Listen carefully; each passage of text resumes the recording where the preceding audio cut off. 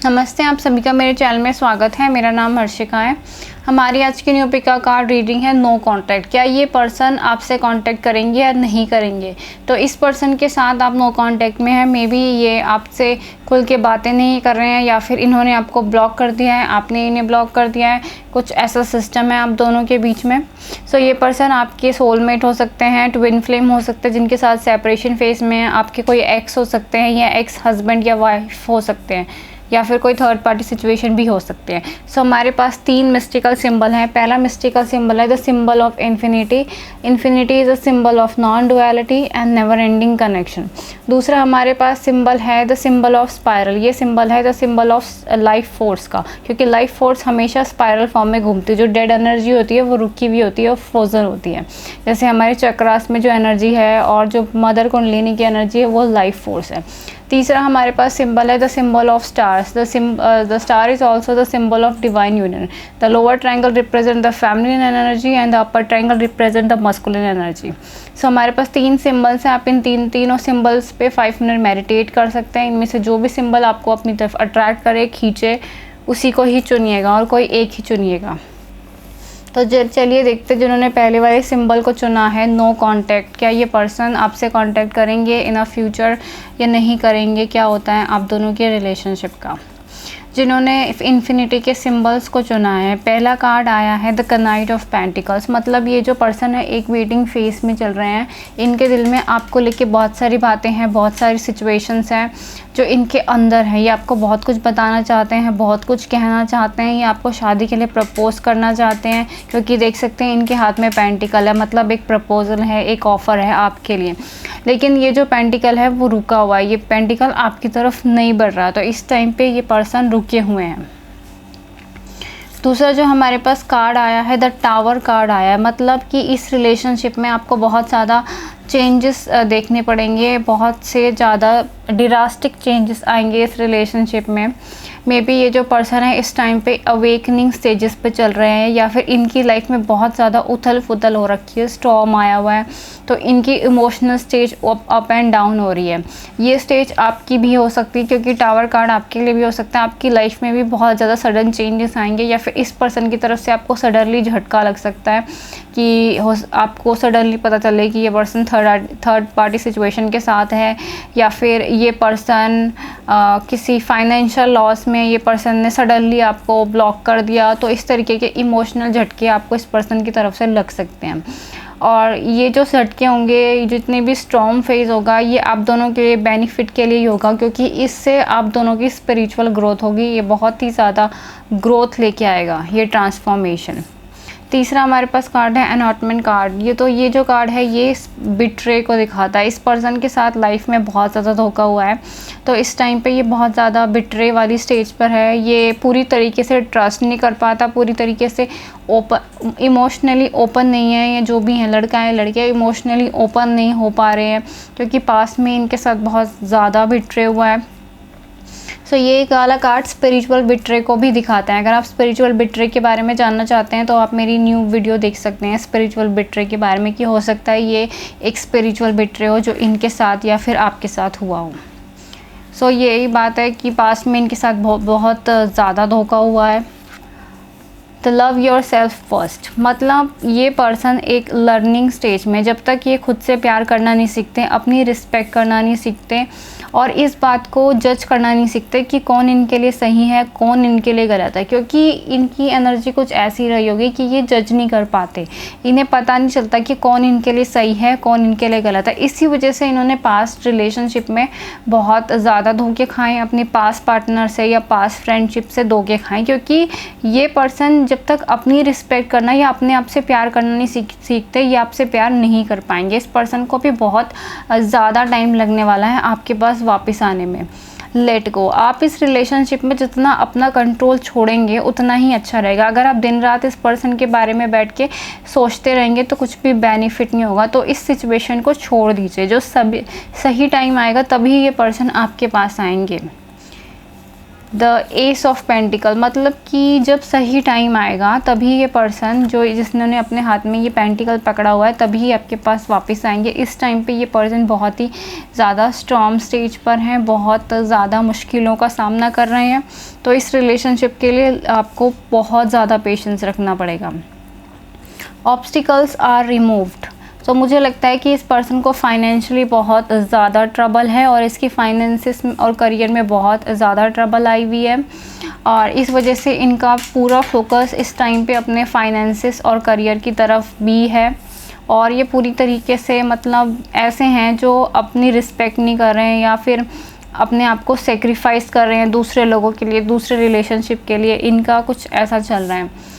ये रिलेशनशिप बहुत ही ज़्यादा स्पिरिचुअल पथ पे डिपेंड करती है, रिलीजियस फैक्टर। ये भी हो सकता है कि आप दोनों डिफरेंट रिलीजन के, डिफरेंट कास्ट या डिफरेंट कल्चर के हों, या फिर एज ग्रुप आपका डिफरेंस हो, तो आप दोनों में बहुत ज़्यादा डिफरेंस हो। दूसरा, ये जो कनेक्शन है सोलमेट कनेक्शन है, तो इसके अंदर आपको स्पिरिचुअल वर्क करना पड़ेगा। आप जितना ज़्यादा स्पिरिचुअल वर्क करते हैं उतनी जल्दी आपको इस रिलेशनशिप में प्रोग्रेस दिखेगी। लेकिन अगर आप कोई स्पिरिचुअल वर्क नहीं करते हैं तो इस पर्सन को और ज़्यादा लेट हो सकता है, क्योंकि इस पर्सन को ऑलरेडी काफ़ी ज़्यादा टाइम लगेगा आपके पास वापस आने में। इस टाइम में इसकी ज़िंदगी में बहुत ज़्यादा स्टॉर्म चल रहे हैं, ये अपने पास से बहुत ज़्यादा हर्ट है या फिर स्पिरिचुअल बिट्रे है, जो कि मैंने पहले बताया था। और दूसरी बात है, ये पर्सन अभी तक अपनी रिस्पेक्ट नहीं करते, अपने आप से प्यार नहीं करते, तो ये आपसे प्यार कैसे करेंगे? जब तक कोई अपने आप से प्यार करना नहीं सीखता वो दूसरे से प्यार कर नहीं पाता। सो इस पर्सन को बहुत ज़्यादा टाइम लगेगा। तो आपके लिए एडवाइस है कि आप अपना पूरा फोकस अपनी जर्नी पर करिए और लेट गो करिए। जब आप ये करेंगे तभी आपको गॉड की तरफ से एक नई अपॉर्चुनिटी मिलेगी कि आप इसके साथ न्यू बिगनिंग स्टार्ट कर सकें। सो ये थी आपकी रीडिंग जिन्होंने इन्फिनिटी के सिंबल्स को चुना है। Thank you so much. अगर आपको मेरी रीडिंग पसंद आई है तो आप मेरे चैनल को लाइक करें, शेयर करें, सब्सक्राइब करें। प्राइवेट रीडिंग के लिए मुझे ईमेल कर सकते हैं। अब देखते हैं जिन्होंने स्पाइरल एनर्जी यानी कि लाइफ फोर्स को चुना है, आपके पर्सन जो नो कांटेक्ट में है वो कब तक आपके पास वापस आएंगे। इसके अंदर सबसे पहला कार्ड आया है द रिकॉन्सिलेशन कार्ड आया, मतलब रीयूनियन। इस पर्सन के साथ आपकी रीयूनियन होगी। करंटली आप सेपरेशन फेस में हैं, इस पर्सन के साथ सेपरेशन फेस चल रही है और ये सेपरेशन फेस एंड होगी, रीयूनियन होगी। ये पर्सन आपके पास वापस आएंगे और अपने revealing their innermost selves, मतलब अपने बारे में, अपने दिल की सारी बातें आपको बताएंगे जो इन्होंने अभी तक छुपा के रखी है। लेकिन इसके अंदर जो कार्ड आया है, पहला कार्ड है द जस्टिस कार्ड, मतलब कि हो सकता है इनकी लाइफ में कोई कार्मिक सिचुएशन चल रही होंगी, कार्मिक साइकिल्स अभी चल रही हैं इनकी लाइफ में। मे बी कोई कोर्ट केस चल रहा है, मे बी कोई थर्ड पार्टी सिचुएशन चल रही है, कोर्ट केस चल रहा है, या फिर कोई भी ऐसी सिचुएशन जो जस्टिस से कनेक्टेड हैं वो चल रही है। सो कार्मिक साइकिल्स इनकी लाइफ में चल रही है। जब तक ये कार्मिक साइकिल पूरी तरीके से एंड नहीं होती, आप दोनों का सेपरेशन फेस एंड नहीं होगा और ये पर्सन आपके पास लाइफ में वापस नहीं आएंगे। द गॉडेस फेरा एंडिंग्स एंड न्यू बिगनिंग, तो इनकी लाइफ में बहुत ज़्यादा टफ सिचुएशन चल रही है, बहुत सी ऐसी चीज़ें हैं पूरी तरीके से ख़त्म होंगी।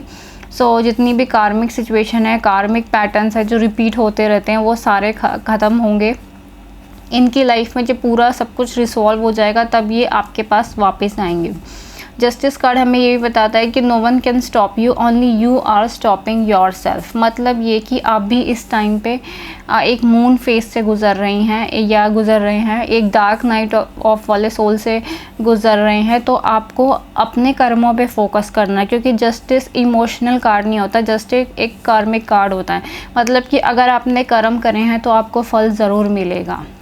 सो ये कर्मों के बारे में बताता है द हर्मिट कार्ड, मतलब कि अगर आपने इस रिलेशनशिप के लिए मेडिटेशन करी है, जिन लोगों ने भी मेडिटेशन करी होगी, जिन लोगों ने भी मैनिफेस्टेशन करी होगी, स्पिरिचुअल वर्क किया है, उन लोगों के लिए जस्टिस उनके फेवर में ही होगा। लेकिन अगर आपने इस रिलेशनशिप के लिए अभी तक ऐसे कोई एफ़र्ट नहीं करे हैं तो इस रिलेशनशिप के लिए ऐसे एफ़र्ट करना ज़रूरी है, क्योंकि ये कर्मा बहुत ज़रूरी है यहाँ पर।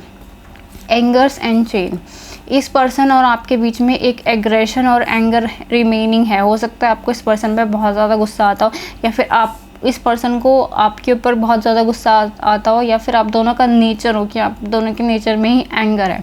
सो अपने अंदर के सारे एंगर को रिलीज़ करना, क्योंकि एंगर के पीछे का कारण होता है पेन, इमोशनल पेन। आपको अपने अंदर के इमोशनल पेन को रिलीज़ करना होगा, तभी ये एंगर रिलीज़ होगा। सो जब तक आप ये एंगर और अपने अंदर के इमोशनल पेन को हील करेंगे, मेडिटेशन में जाएंगे, तभी आपकी इस पर्सन के साथ रिकॉन्सिलेशन होगी। सो ये पर्सन आपको with in next few weeks में कांटेक्ट कर सकते हैं, या फिर कुछ लोगों के लिए ये है कि नेक्स्ट फ्यू वीक्स में ये आपसे कांटेक्ट करेंगे, और कुछ लोगों के लिए नेक्स्ट फ्यू वीक में बहुत सारे चेंजेस आएंगे और बहुत सी सिचुएशन ख़त्म हो जाएंगी, कार्मिक एंडिंग होगी। तो दो चीज़ें, कुछ लोगों के लिए फ्यू वीक्स में एंडिंग्स होगी, कार्मिक एंडिंग, और कुछ लोगों के लिए फ्यू वीक्स में ये रिकॉन्सिलेशन होगी। सो ये थी आपकी रीडिंग जिन्होंने स्पाइरल एनर्जी को चुना है। अगर आपको मेरी रीडिंग पसंद आई है तो आप मेरे चैनल को लाइक करें, शेयर करें, सब्सक्राइब करें, और प्राइवेट रीडिंग के लिए मुझे ईमेल कर सकते हैं। Thank you so much. अब देखते हैं जिन्होंने स्टार वाले सिंबल को चुना है कि आपके पर्सन आपके बारे में क्या सोच रहे हैं।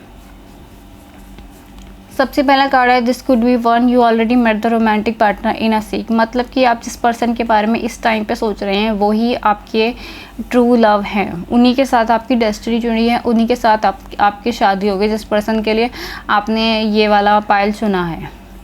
दूसरी बात ये है कि ये पर्सन इस टाइम पे बहुत ज़्यादा जगल कर रहे हैं, इन्फिनिटी का सिंबल आया है, तो ये इस पर्सन की लाइफ में एक स्टॉर्म चल रहा है। एक स्टॉर्म होता है, जैसे कि समुद्र के अंदर स्टॉर्म आता है तो जहाज ऊपर नीचे होता है, तो इस पर्सन की ज़िंदगी में भी ऐसा स्टॉर्म चल रहा है कि समुद्र एक स्टॉर्म आया हुआ है जिसका ये सामना कर रहे हैं।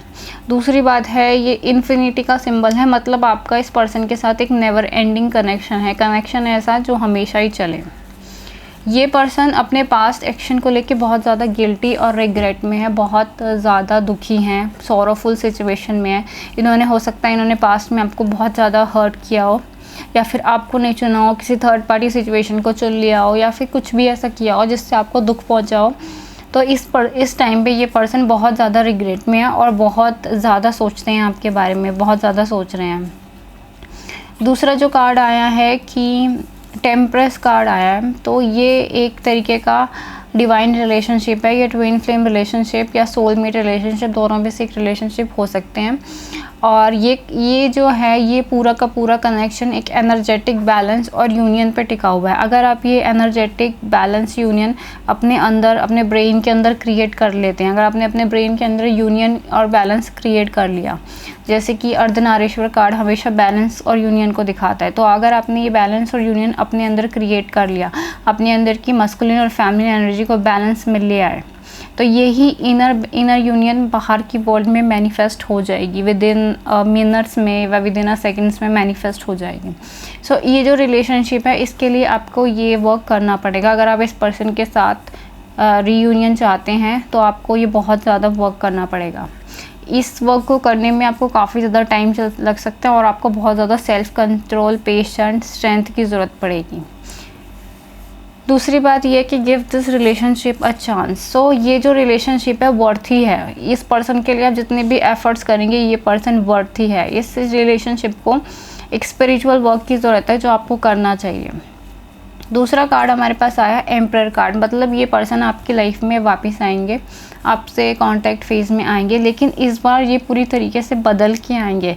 ये पहले की तरह नहीं कांटेक्ट होगा कि बार बार ऑन ऑफ हो रहा है, बार बार वो आपको ब्लॉक कर रहे हैं, फिर बीच में बात करना छोड़ देते हैं, फिर से बात करने आ जाते हैं।